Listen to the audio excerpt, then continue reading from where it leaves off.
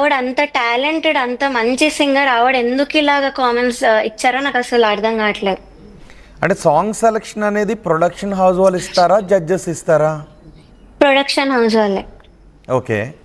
ఆ తర్వాత ప్రొడక్షన్ వాళ్ళే ఇస్తారు. అండ్ మా లిస్ట్ కూడా జడ్జెస్ కి ఇస్తాము అని మరి చెప్పారు. అది నిజమో కదా మాకు తెలీదు. మ్మ్.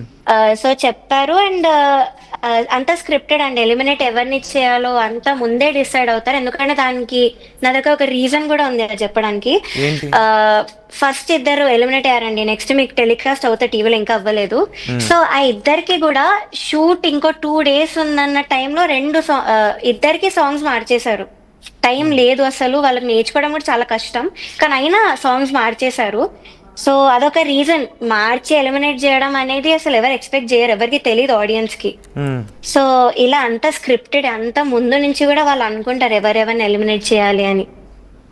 అంటే ఎందుకు అనుకుంటారు జనరల్గా ఒకరి పైన ఆ రకమైన ద్వేషం ఎందుకు ఉంటుంది జనరల్గా జడ్జెస్కి?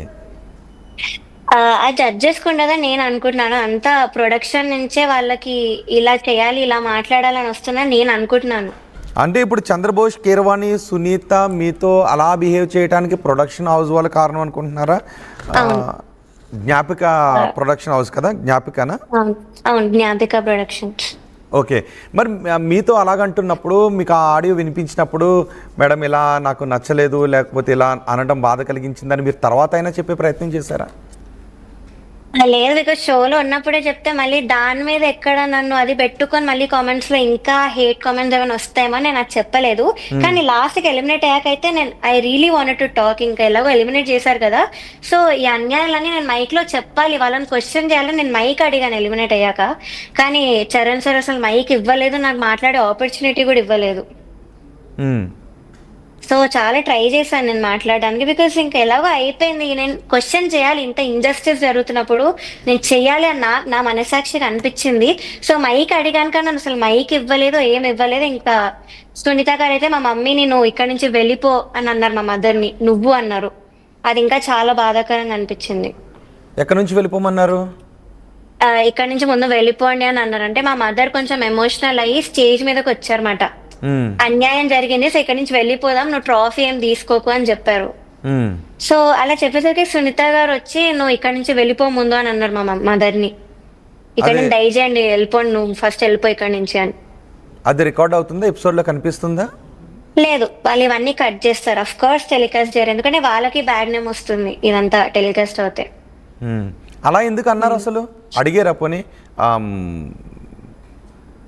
అంటే అసలు ఏదో నా మీద అయితే గ్రడ్జ్ పెట్టుకున్నారండి ఫర్ నో రీజన్. మాకైతే రీజన్ తెలీదు, కానీ నా మీద అయితే ఏదో పెట్టుకున్నారు ఆవిడ. బికాస్ నేను చెప్పినట్టు ముందు నుంచి అలా ఫేస్ పెట్టడం కానీ, ఊరికే నెగిటివ్ కామెంట్స్ ఇవ్వడం కానీ, నా పాజిటివ్స్ ఏం చెప్పకుండా.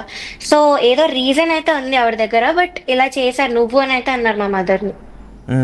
అసలు మీకు అక్కడ సపోర్ట్ ఎవరి నుంచి ఉండేది, ఏ స్థాయిలో ఉండేది? ఆర్కెస్ట్రా టీం నుంచి? సపోర్ట్ ఆర్కెస్ట్రా అంటే వాళ్ళు మంచిగా వాయించడం కానీ అందరితో ఈక్వల్ గా ఉండేవాళ్ళు. అదొక మంచి గుడ్ థింగ్ మాట. బికాస్ అక్కడ ఎవరు అలా లేరు, పార్షియాలిటీ బయాస్ అందరు ఉన్నారు. ఓన్లీ ఆర్కెస్ట్రా మాత్రం అందరికి ఈక్వల్ గా రిహార్సల్స్ చేయడం కానీ, అందరితో ఈక్వల్ గా మాట్లాడడం కానీ. ఇంకా మా మెంటర్ శ్రీనివాస్ సార్ అందరికి ఒకేలా ట్రైనింగ్ ఇచ్చారు. సో వీళ్ళిద్దరే అక్కడ న్యాయంగా ఉన్నట్టు నాకు అనిపించింది. ఎవరిద్దరు? ఆర్కెస్ట్రా ఇంకా మెంటర్, మా ట్రైనింగ్ కోచ్. ఓకే. మరి వాళ్ళతో మీరు ఎప్పుడైనా చెప్తూ ఉండేవారా ఇలా మాట్లాడారు నాకు వినిపించింది, సో నేను లో ఫీల్ అవుతున్నాను పాడేటప్పుడు వాళ్ళు అలాగనటం వల్ల అనే అభిప్రాయం వ్యక్తం చేశారా మీరు? షోలో ఉన్నప్పుడైతే చెప్పలేదండి, కానీ ఎలిమినేట్ అయ్యాక నాకు కొంతమంది నుంచి కాల్స్ వచ్చాయి ఆర్కెస్ట్రా నుంచే. అది ఇది అన్యాయం, అసలు నిన్ను ఎలిమినేట్ చేసే రీజన్ వాళ్ళకి లేదు. సో ఇదైతే డెఫినెట్లీ ఇంజస్టిస్, నువ్వు చాలా చాలా బాగా పాడావని వాళ్ళు కాల్ చేసిన వాళ్ళు కూడా ఉన్నారు ఆర్కెస్ట్రా నుంచి. అంటే ఏంటి రీజన్? మిమ్మల్ని ఎలిమినేట్ చేయాలనే స్క్రిప్ట్ రాసుకోవటం వెనుక రీజన్ ఏంటి? మీరు ఎక్కడ నచ్చలేదు అనుకుంటున్నారు వాళ్ళకి? ఎక్కడ నచ్చట్లేదు అంటే కొంతమందికి ఒకలాగా వాళ్ళు తప్పులు చేసిన క్లియర్ గా లిరిక్స్ చేతి మీద రాసుకొని వచ్చి లిరిక్స్ మర్చిపోయినా కూడా ఆ పాయింట్ వాళ్ళు చెప్పకుండా, నేను ఎక్కడ తప్పులు చేయకపోయినా నాకు తప్పులు ఎతికి చెప్పారు. సో అక్కడ మాత్రం చాలా అన్యాయంగా అనిపించింది. సో మిగతా వాళ్ళకి అలా చెప్పలేదా? మిగతా వాళ్ళకి ఎవరికి అలా పాయింట్అవుట్ చేయలేదు. అంటే ఇప్పుడు మీరు సూపర్ సింగర్లో కూడా పార్టిసిపేట్ చేశారు కదా, అవును. అక్కడ మీరు విన్నర్గా వచ్చారు. అక్కడున్న జడ్జెస్కి ఇక్కడ మీరు ఫేస్ చేసిన దానికి ఏంటి డిఫరెన్స్, ఏం కనిపిస్తుంది? సో అక్కడ first of all super singer లో అందరికి అన్ని జానర్స్ ఇచ్చారండి. అంటే ఒకటే మెలడీ, ఒకటే ఫాస్ట్ బీట్ కాకుండా అన్ని జానర్స్ లో టెస్ట్ చేశారు సూపర్ సింగర్ లో. మీరు అందరు కూడా గమనించవచ్చు. అండ్ జడ్జెస్ అనే వాళ్ళు అసలు పార్షియాలిటీ లేకుండా ఉన్నారు అక్కడ. వాళ్ళ ఓన్ ఒపీనియన్ మీదే చాలా బాగా మాట్లాడారు జడ్జి. నేను విన్నరే అని చెప్పట్లేదు, బేసికలీ చెప్తున్నా. సూపర్ సింగర్ ఎప్పటి నుంచో చాలా మంచిగా ఉండింది. పాడుతుందిగా కూడా అఫ్ కోర్స్ ఎస్పీబీ సార్ ఉన్నప్పుడు చాలా చాలా బాగుండింది. సో రియాలిటీ షోస్ అంటే సూపర్ సింగర్, సరిగమప చాలా బాగుంటాయండి. జడ్జ్మెంట్ బేస్ అన్నిటి వైజ్ చూసుకుంటే చాలా చాలా బాగుంటాయి. బట్ పాడుతుందిగా ఎందుకు ఇలా అయిపోయింది అంటే ఆ జ్ఞాపిక ప్రొడక్షన్స్ వల్ల, ఇంకా ఎస్పీబీ సార్ వెళ్ళిపోయాక కొత్త జడ్జెస్ రావడం వల్ల ఇలా అయిపోయింది.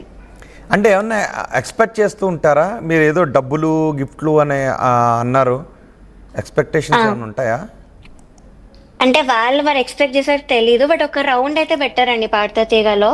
సో ఆ రౌండ్ లో ఏదో క్వశ్చన్స్ లా పెట్టి కంటెస్టెంట్స్ జడ్జెస్ అడిగి వాళ్ళు ఆన్సర్ చేస్తే వీళ్ళు మంచి ఎక్స్పెన్సివ్ గిఫ్ట్స్ ఇవ్వడం అక్కడ ఇవన్నీ జరిగాయి. సో దాని మీద మేబీ అలా బేస్ చేసుకొని జడ్జ్మెంట్ ఇస్తారని కూడా చాలా మంది అనుకోవచ్చు.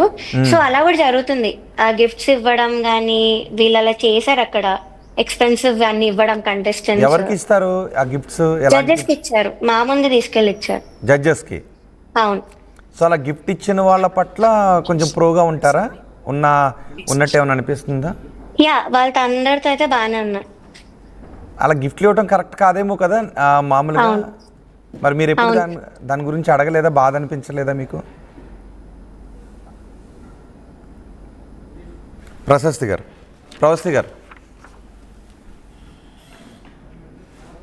ప్రవస్తి ఆరాధ్య పాడుతా తీయగా జడ్జెస్పై ఆమె ఫిర్యాదు చేస్తున్నారు. చంద్రబోస్, కీరవాణి, సునీత వీళ్ళందరూ కూడా షోలో ఉన్నప్పుడు తన పట్ల అవమానకరంగా ప్రవర్తించారు, తనను అన్యాయంగా ఎలిమినేట్ చేశారు.